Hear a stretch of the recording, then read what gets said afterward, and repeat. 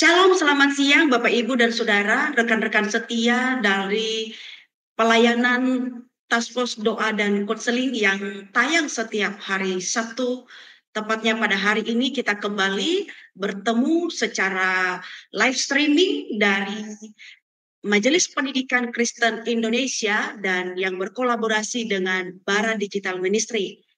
Pada hari ini kita akan membahas topik tentang merasa bersalah. Materi ini akan disampaikan oleh Evangelis Dian Mailina, MAKP, seorang konselor dan beliau juga tim dari Task Force Doa dan Konseling MPK. Nah, sebelum kita jauh untuk membahas topik ini, saya mengajak kita terlebih dahulu bersyukur dan tunduk di dalam pimpinan Allah Roh Kudus. Kita bersatu di dalam doa. Bapa di dalam surga, terima kasih Tuhan, Engkau baik bagi kami. Kami mengucap syukur Tuhan memakai kami dari setiap hal-hal yang boleh kami lakukan melalui pelayanan live streaming di siang hari ini. Biarlah Tuhan berkenan atas semua yang kami sampaikan kepada seluruh pemirsa yang menyaksikan dan yang mendengarkan live streaming pada siang hari ini. Pakai hamba-Mu Ibu Dian yang menyampaikan materi, kiranya Roh Kudus Tuhan yang membantu hamba-Mu di dalam berkata-kata, sehingga setiap orang yang mendengar hari ini boleh dipulihkan, boleh diingatkan, boleh dikuatkan melalui materi dan firman Tuhan yang disampaikan.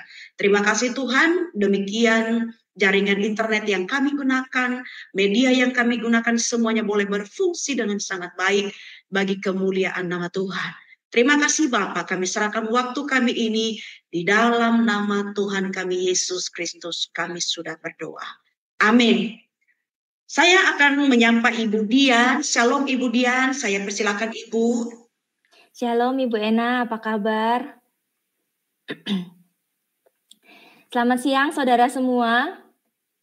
Siang hari ini kita akan membahas satu tema yang berkaitan dengan perasaan. Kita tahu diri kita itu penuh dengan perasaan ya saudara ya.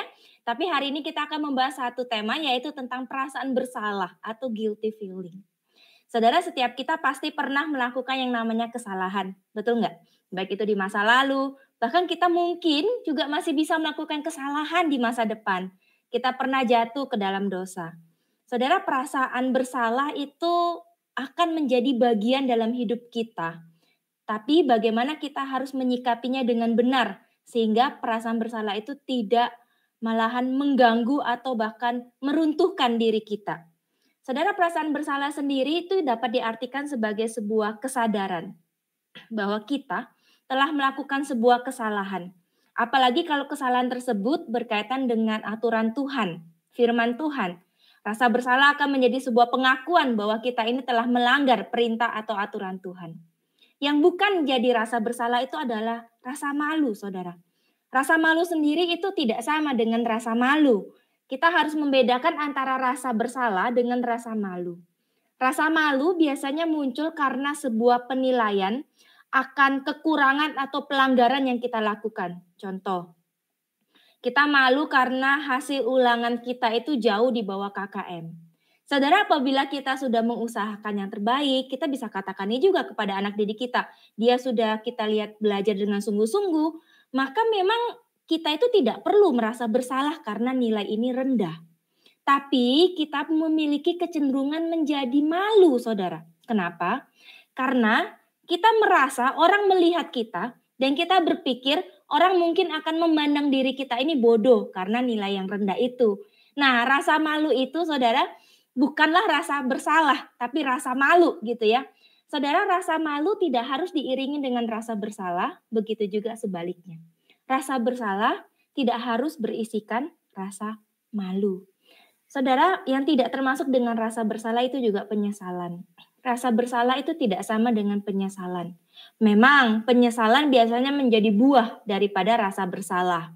Tapi saudara, penyesalan sendiri itu merupakan sebuah perasaan sedih atau tertekan, kemudian bercampur dengan rasa malu atas perbuatan yang telah kita lakukan.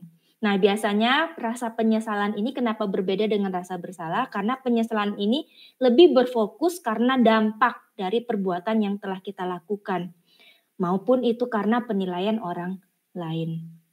Saudara, tidak bisa dipungkiri bahwa rasa bersalah itu perlu ada dalam hidup manusia. Kalau enggak, kita jadi orang yang sembarangan, apalagi terhadap dengan firman Tuhan. Betul enggak? Namun, kalau rasa bersalah itu berlebihan, saudara, maka rasa bersalah itu tidak lagi berfungsi dengan baik. Malah itu akan menghancurkan kita. Mungkin kita pernah bertemu dengan orang-orang yang kalau sudah merasa bersalah, itu berlebihan. Contohnya, minta maaf berkali-kali, biasanya sulit memaafkan dirinya sendiri. Nah, saudara, orang-orang yang seperti ini dilatar belakangi oleh beberapa hal. Salah satunya yaitu pola asuh yang tidak sehat dalam keluarga. Biasanya saudara, mereka adalah orang-orang yang dibesarkan oleh orang tua yang banyak tuntutannya. Sehingga mereka bertumbuh dan sangat dibatasi oleh tuntutan, oleh larangan. Apabila gagal memenuhi tuntutan itu, saudara, mereka akan menghadapi yang namanya hukuman dari otoritas, dari orang tua dalam hal ini. Jadi saudara, daripada dihukum, mereka akan berusaha untuk terus-menerus memenuhi tuntutan itu. Nah, biasanya anak-anak yang dibesarkan dengan pola asuh seperti ini akan cenderung mengembangkan rasa bersalah yang berlebihan. Sedikit-sedikit merasa bersalah. Karena apa? Karena dia terbiasa harus memenuhi tuntutan atau larangan dari orang tuanya. Yang kedua, anak-anak yang dibesarkan dari orang tua yang tidak memiliki aturan yang jelas di dalam rumah, tapi sering dan mudah menyalahkan anaknya. Saudara, orang tua ini tidak konsisten, saudara. Akibatnya anak-anak itu selalu waspada supaya tidak dipersalahkan terus-menerus. Mereka harus berjaga-jaga. Nah, anak-anak seperti ini kalau sudah besar juga akan cenderung mengembangkan rasa bersalah yang berlebihan. Sedikit-sedikit merasa bersalah. Dan anak-anak yang dibesarkan oleh orang tua yang bermasalah, pola asuh orang tua yang bermasalah, orang tua yang terus-menerus bertengkar, tidak ada keharmonisan dalam rumah. Anak-anak yang dibesarkan dengan pola seperti ini akan lebih mudah merasa bersalah. Kenapa? Karena anak-anak ini berfokus untuk membahagiakan orang lain daripada dirinya. Anak-anak ini memiliki sebuah keinginan yang besar untuk menciptakan keharmonisan, membahagiakan orang tuanya. Dan kalau itu nggak tercapai, muncullah rasa bersalah. Pada dasarnya saudara, rasa bersalah yang berlebihan itu mencerminkan sebuah penghargaan diri yang rendah. Nah, sadar nggak sadar saudara? Kalau orang memiliki rasa bersalah yang berlebihan, sebenarnya mereka itu sedang menghukum diri mereka sendiri. Jadi waktu kita merasa bersalah, sebetulnya kita ini sedang memberikan penghukuman pada diri kita terhadap kesalahan yang kita buat atau terhadap sesuatu hal yang tidak sesuai. Seperti itu ya.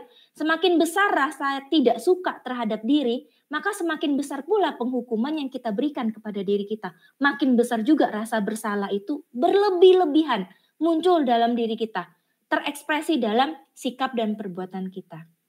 Lalu bagaimana caranya untuk bisa mengatasi rasa bersalah yang berlebihan?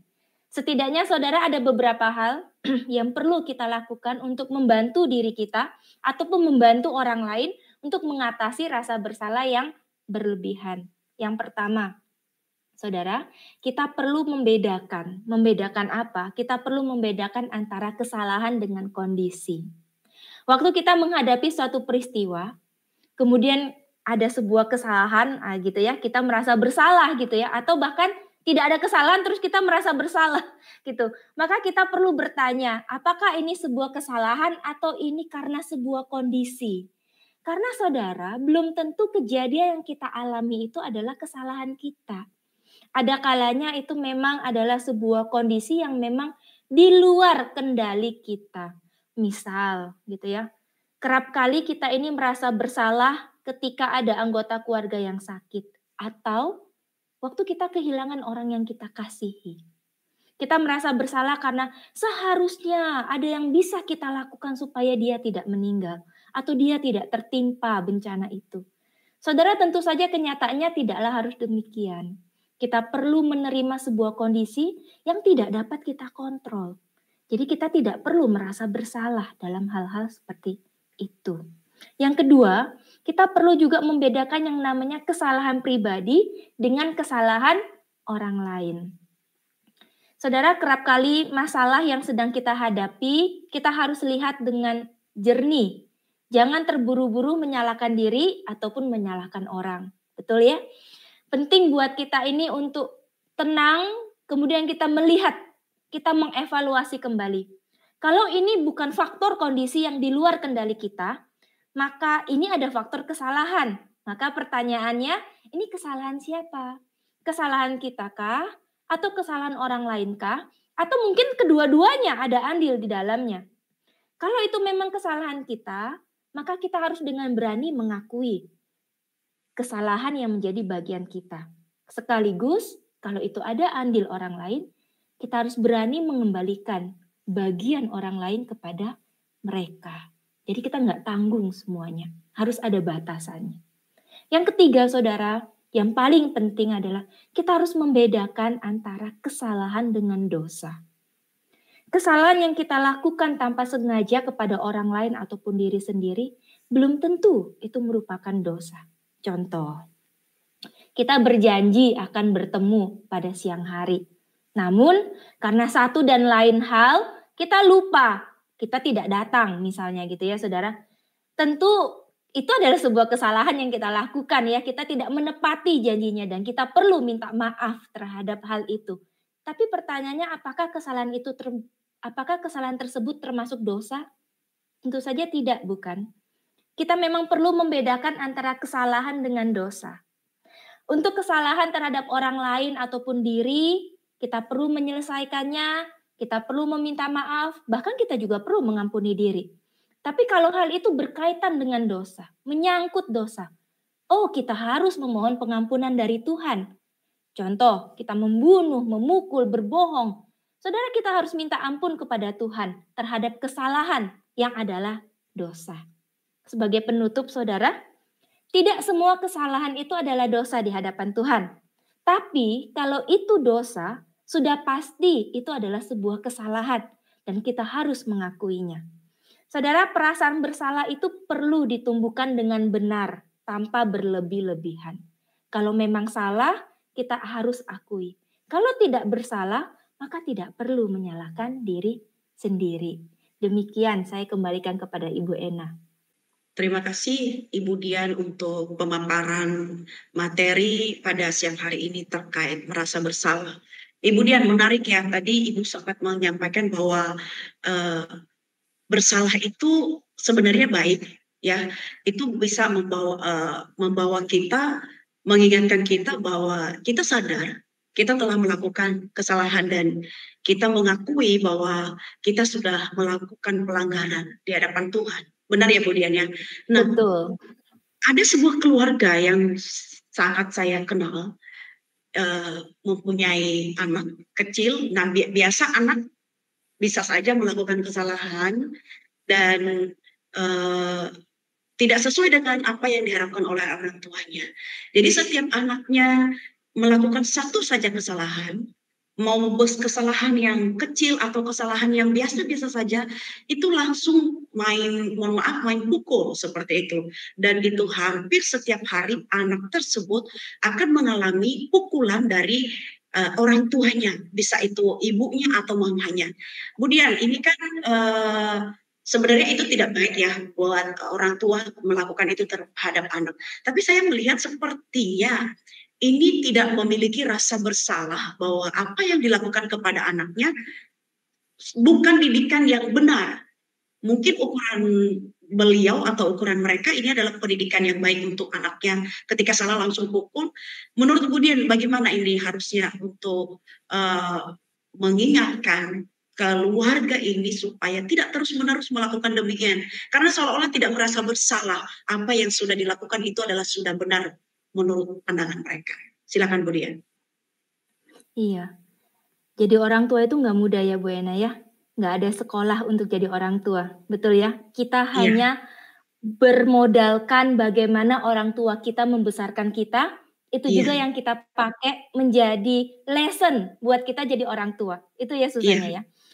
Iya. Dan kita tahu bahwa apa yang orang tua kita lakukan pada kita tidak semuanya salah, tidak semuanya juga benar, seperti itu kan ya. Iya. Sehingga pola yang dari sononya, dari keluarga asal diturunkan kembali kepada anak-anak generasi sekarang yang belum tentu saja treatmentnya harus seperti itu.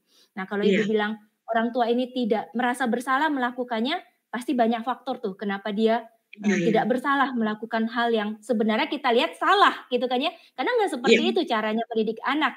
Nah, bagaimana Iya. cara menimbulkan rasa bersalah? Memang kita harus berbicara kepada orang tua itu bahwa tidak semua bahwa treatment yang harus dilakukan itu adalah dengan cara memukul. Bahkan Iya. tidak akan memberikan efek kepada anak-anak, yang ada akan memberikan luka hati Benar. kepada anak itu. Kalau anak itu Benar. nanti bertumbuh dewasa, relasi ini nggak akan terbentuk atau terbangun dengan orang tuanya. Jadi Iya. memang kita perlu memberikan informasi, memberikan sebuah Iya. insight gitu ya kepada orang tua. Kesalahan anak pun kita harus bedakan. Ada yang namanya kesalahan tadi ya, kesalahan yang memang murni kesalahan karena dosa, Iya. rebel.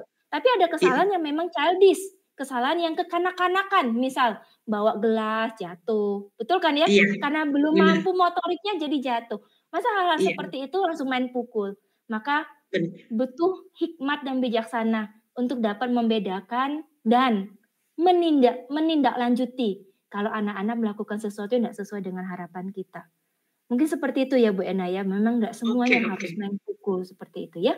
Baik, baik. Terima kasih Bu Dian untuk masukannya. Ya, saya berpikir perlu sekali untuk mendekati orang tuanya ya, harus memiliki keberanian untuk menyampaikan hal-hal yang baik supaya tidak melanjutkan kekerasan atau perbuatan seperti itu, didikan yang tidak benar kepada anak, karena akan menumbuhkan luka. Ya. Baik, Bu Dian, terima kasih untuk jawabannya.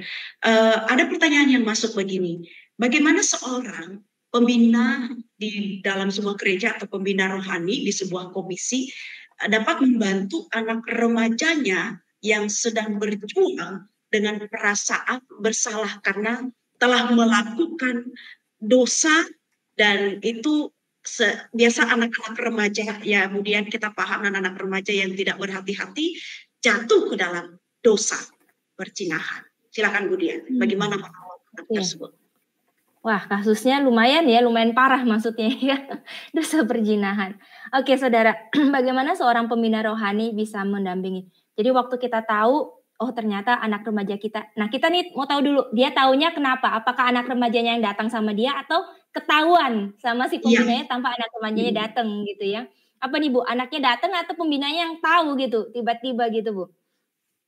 Kalau boleh tahu. Ini pembinanya tahu karena tahu informasinya. Oke, jadi pembinanya tahu tanpa anak remajanya yang datang gitu ya. Ya. Maka yang perlu kita lakukan adalah memang kita harus personal approach berarti ya. Kita mendekati anak ini. Kita mendekati dia dengan pendekatan teman atau dalam pendekatan yang memang kita tahu bahwa apalagi kalau misalnya ini bukan satu kali, mungkin ini berkali-kali gitu kan ya. Maka kita harus mendekati dan kita harus mendampingi adanya sebuah pembimbingan kepada anak ini. Oh, apalagi kalau gender anak ini perempuan, harus gitu ya, karena nanti dialah yang akan jadi korban, bukan dalam hal ini gitu ya. Jadi kita mendekati dia tanpa harus mengorek-ngorek. Kalau memang sudah ada relasi dengan anak ini terbangun gitu ya, ada bonding, maka anak ini yang akan datang juga untuk mengakui dan datang dengan sebuah perasaan bersalah tadi ya, karena sudah melakukan dosa di hadapan Tuhan. Maka kita akan mendampingi dia. Dan kita perlu mencari tahu apa sih sebenarnya yang menyebabkan dia berbuat dosa. Sembari kita memang membawa dia pada pengakuan dosa dan pertobatan. Karena kalau cuma membawa pada pengakuan dan pertobatan tapi enggak dicari sampai ke akar masalahnya, maka kemungkinan akan berulang lagi Bu Ena. Ya. Tapi kalau kita memang cari sampai, maksudnya kita mendampingi dia sampai, oh ternyata di balik itu adalah ada sebuah ruang yang sangat kosong terhadap penerimaan kasih sayang dari laki-laki gitu ya, karena nggak pernah dapat dari figur ayah. Nah itu yang harus memang kita ibaratnya kita pegang, kita temui, kita pulihkan di dalam Kristus, sembari tadi membawa memang anak ini harus bertobat kepada Tuhan. Karena melihat sisi Allah lah yang harusnya menjadi pemenuh di dalam setiap kebutuhan manusia. Bukan dicari dari dosa seperti itu. Itu sih Bu Ena kalau menurut saya. Bagaimana menurut Bu Ena? Terima kasih Bu Dian untuk jawabannya. Bu Dian, saya akan melanjutkan satu pertanyaan yang masuk ini Bu Dian berkata demikian.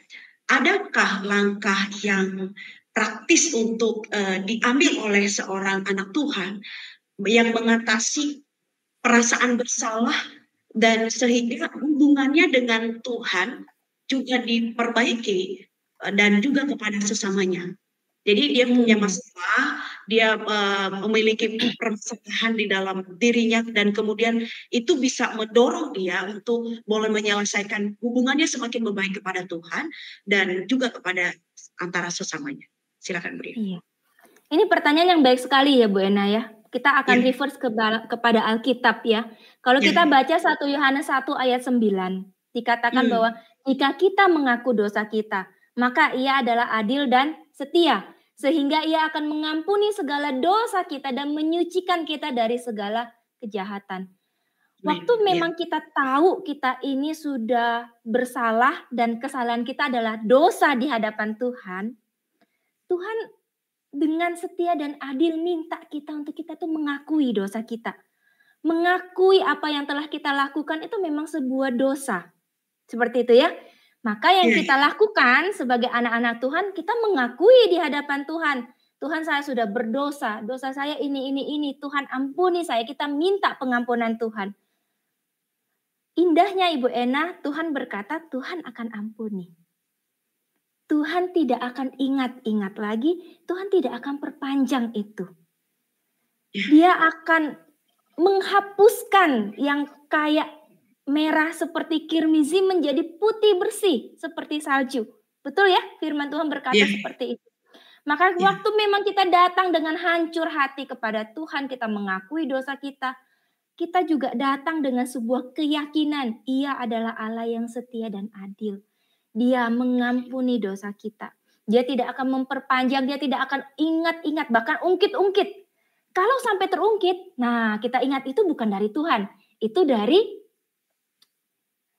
si jahat yang selalu membuat kita itu merasa bersalah gitu, dituduh. Kamu ini udah bersalah, kamu ini udah bersalah. Tapi itu bukan datang dari Tuhan. Tuhan gak kayak gitu cara kerja Tuhan.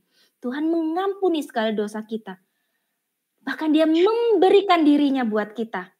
Jadi Bu Ena dan saudara-saudara, kalau kita sampai mengingat-ingat atau bahkan memperpanjang, bahkan memberikan rasa bersalah berlebihan kepada diri kita, karena tadi ya kita menghukum diri kita, kita bisa katakan, bukankah kita jadinya melangkai Tuhan sendiri? Kita tuh kayak jadi Tuhan atas diri kita. Karena Tuhan kan memberikan sebuah firman dan firmannya kita yakini. Seperti itu ya. Jadi bagaimana caranya? Saudara datanglah kepada Tuhan dengan hancur hati, dengan sungguh-sungguh meminta ampun kepada Tuhan dan bertobat. Yang namanya bertobat itu berarti kita beralih dari jalan kita yang salah, kita berbelok kan ya. Bertobat itu artinya kita berbelok, U-turn gitu. Kita berbelok dari jalan kita menuju jalan yang benar. Maka anugerah Allah dan pengampunan Allah akan diberikan. Sehingga kita dapat hidup gitu ya di hadapan Tuhan dengan sungguh-sungguh. Tapi jangan U-turn lagi ke arah yang dosa. Kita udah U-turn ke arah yang benar, tapi jangan U-turn lagi ke arah yang dosa. Tapi kita benar-benar bertumbuh di dalam anugerah Tuhan, di jalan Tuhan itu. Seperti itu sih Bu Ena kalau menurut saya. Baik. Ya, terima kasih banyak Bu Dian untuk penjelasannya, sangat luar biasa. Ya, setiap orang pasti melakukan dosa dan kesalahan. Yang paling penting adalah mengakuinya di hadapan Tuhan dengan sungguh-sungguh. Kita minta ampun kepada Tuhan dan jangan kembali lagi. Seperti tadi penegasan dari Ibu Dian ya, dari jawaban yang terakhir.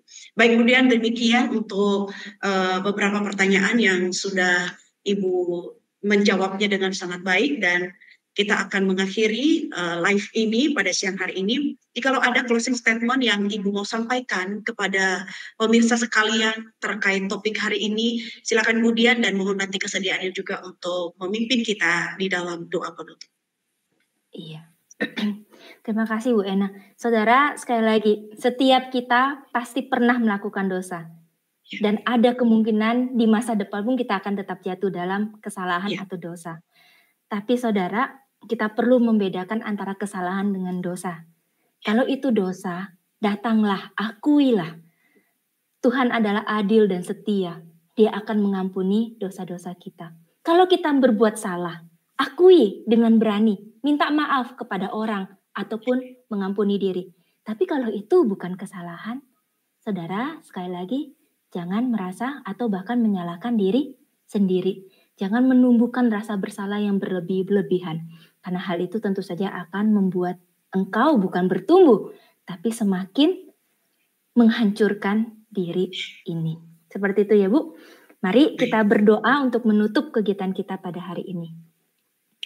Bapa kami dalam kerajaan surga, Bapa kami sungguh bersyukur kami punya Allah seperti Engkau. Engkau Allah yang adil dan setia. Engkau membuka tangan-Mu lebar-lebar ketika kami datang kepadamu dengan segala dosa kami dan mengakuinya di hadapan-Mu. Engkau menerima kami, Engkau mengampuni kami. Bahkan Engkau sudah nyatakan lewat kehadiran-Mu di dalam dunia ini ya Tuhan. Dengan lahir dan mati, bangkit buat kami. Terima kasih Tuhan, terima kasih. Kami manusia berdosa ini, kami yang bersalah ini, tetap diterima dan diampuni oleh Tuhan. Tolonglah kami ya Tuhan waktu kami menghadapi kesalahan, waktu kami jatuh dalam dosa. Allah Roh Kudus ingatkan kepada kami agar kami bisa berbalik dan dimampukan untuk berbalik dari jalan kami yang salah menuju jalan yang benar. Dan ketika kami bersalah, kami melakukan sebuah kesalahan, Tuhan ingatkan kami untuk kami berani mengakuinya. Karena rasa bersalah yang Tuhan izinkan ada itu menjadi sebuah alarm untuk kami mengakui, meminta maaf kepada orang yang telah kami buat salah. Tapi Tuhan, kalau itu bukan kesalahan, Tuhan berikan kami hikmat untuk dapat membedakan itu. Sehingga kami dapat hidup dengan sehat di hadapan Tuhan tanpa harus membawa rasa bersalah yang terus-terus berlebih-lebihan. Baik itu dalam kehidupan kami sebagai anak-anak Tuhan, di dalam relasi kami, keluarga kami, Tuhan kami mau serahkan itu semua ke dalam tangan Tuhan. Terima kasih Tuhan buat hari ini kami boleh belajar sekali lagi dari firman Tuhan. Di dalam nama Tuhan Yesus kami berdoa. Amin. Amin. Terima kasih Ibu Dian untuk materi hari ini. Tuhan pakai terus Ibu Dian di dalam pelayanannya dan juga Tuhan memberkati keluarga Ibu Dian. Bapak Ibu sekalian, terima kasih juga untuk sudah mendengarkan live streaming dari MPK dan Bara Digital Ministry yang mungkin mendengarkan live ini di pertengahan penjelasan materi dari Ibu Dian tadi. Silakan mengunjungi kembali YouTube dari Majelis Pendidikan Kristen Indonesia atau MPK. Dan saya Benalia Hulu, Ibu Dian, dan teman-teman yang ada di belakang layar, mohon undur diri, kita akan bertemu di Sabtu yang akan mendatang. Shalom, selamat siang, Tuhan memberkati.